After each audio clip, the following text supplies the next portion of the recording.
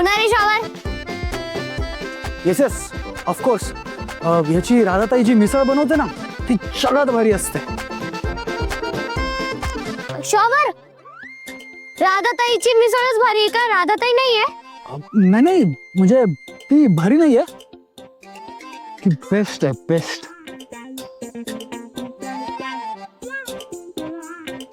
मग ताई कोणाची आहे?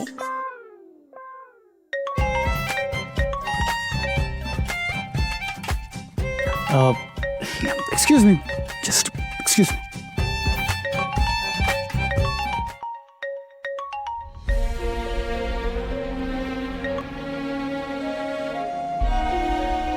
हा चाचू. अरे विराजस, कुठे आहेस तू? काय करतोयस? झाली का पैशांची सोय? हो हो चाचू, हो होतीये सोय. अरे म्हणजे कशी काय झाली? काय केलंस तू? आणि एवढे पैसे कसे काय अरेंज केलेस? अरे ते चाचू मी एक काम करतो, मी तुला भेटलो की सविस्तर सांगतो सगळं. हा विराजस, नक्की काय झालंय? तू बिझी आहेस का? काही प्रॉब्लेम झालाय म्हणून सांगत नाहीयेस का? नाही प्रॉब्लेम असा नाही, जरा बिझी आहे चाचू, बाकी काही नाही. ए शॉवर, ए शॉवर.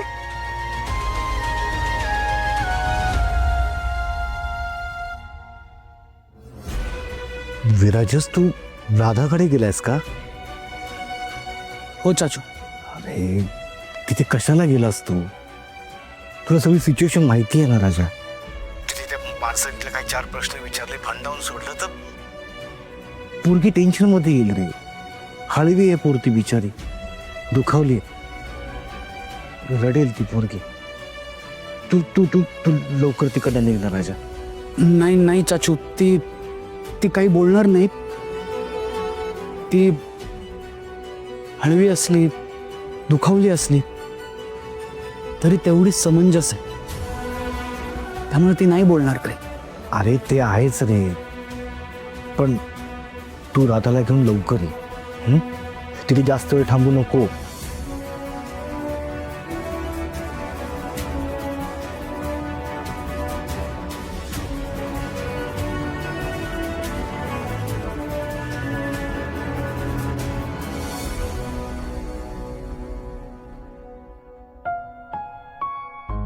काय रे, आत्ता कुठे एक संधी मिळाली राधा विराजसला स्वतःला सिद्ध करण्याची. त्यात राधाच्या घरच्यांना हे सगळं समजलं, सगळंच संपून जाईल.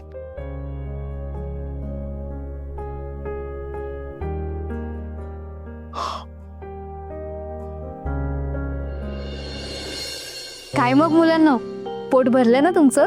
नाही. हा,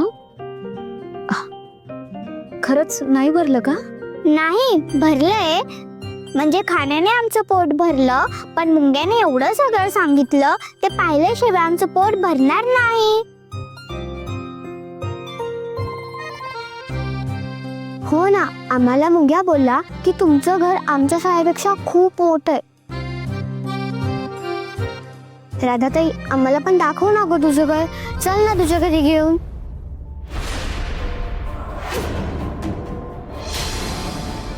ते विमान पण दाखव हा तुमचं स्वतःचं. मुंग्या बोलला की शावर आम्हाला विमानात बसवतील म्हणून. बसवाल ना? ए गप्प बसा, काही काय बोलत सुटलायत? कोणी कुठेही जाणार नाहीये. पण मुंगी आम्हाला बोलला नेणार म्हणून. नेणार, पण आधी मी पुढे जाणार आणि तुमच्यासाठी नीट सोय करून ठेवणार, आणि मग तुम्ही माझ्यासोबत या. हे मुंग्या, काय नाटकं चालली आहेत तुझी? काय? आणि बॅग घेऊन कुठे चाललेस? तू कुठेही जाणार नाहीयेस. मला जायचंय, माझं ठरलंय, मी जाणार म्हणजे जाणार. अरे पण मुंग्या, नाही, यावेळेस मी तुमचं काहीच ऐकणार नाहीये. जाऊंगा शोर के घर जाऊंगा, आऊंगा वापस लौट के ना आऊंगा. अशी घोषणा द्यायला शिकवली का मी? हा, तसं तुम्ही तर खरंच म्हणताय की तिथे गेल्यावरती मला इथे यायची इच्छाच नाही होणार. पण काय ना यावेळेला जाऊन यावं लागेल. मुंग्या, मुळात तू कुठेही जाणार नाहीयेस, कळलंय तुला? वाट आमची जो रोखणार त्याला आम्ही ठोकणार. काय बोलताय तुम्ही? ते असं आहे, जो आमची वाट रोखणार त्याचा आम्ही नाही ऐकणार. जरा डोक्यावर पडलायत का तुम्ही? ए मुंग्या, बस झालं आता. तुला सांगितलेलं कळत नाही का? जा बॅग ठेव आतमध्ये, आतमध्ये ठेव. चंदू शेठ काय हो? अरे बाळा, शाळा आहे ना तुझी, आणि तू शाळेत नाही गेलं तर ताईला पण आवडणार नाही. हो ना मुंग्या, तू शाळा नाही बुडवायची, नाहीतर मी बोलणार नाही तुझ्या बरोबर. ताई अगं मी गेलो असतो शाळेत, पण 10वीच्या ना परीक्षा चालू आहे म्हणून जास्त आम्हाला काही शिकवतच नाहीये. प्लीज ना ग येऊ दे ना प्लीज. ए बघ मुंग्या, मी काय म्हणतोय, चंदूशेठ, अहो त्याची इच्छा आहे तर जाऊ द्या ना. काढच आहे त्याला उगीच. तो गेला म्हणजे माझी सुद्धा काळजी मिटेल. राधा, मुंग्याला तुझ्या घरी तू जर घेऊन गेली तर चालेल ना?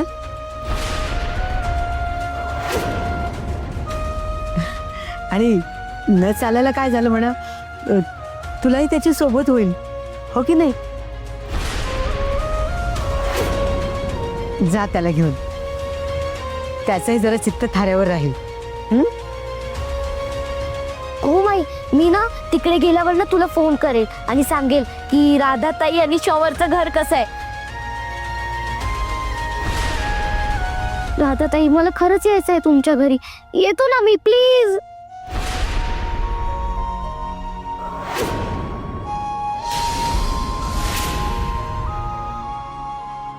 हा घरी आला आणि याला सगळं खरं कळलं तर?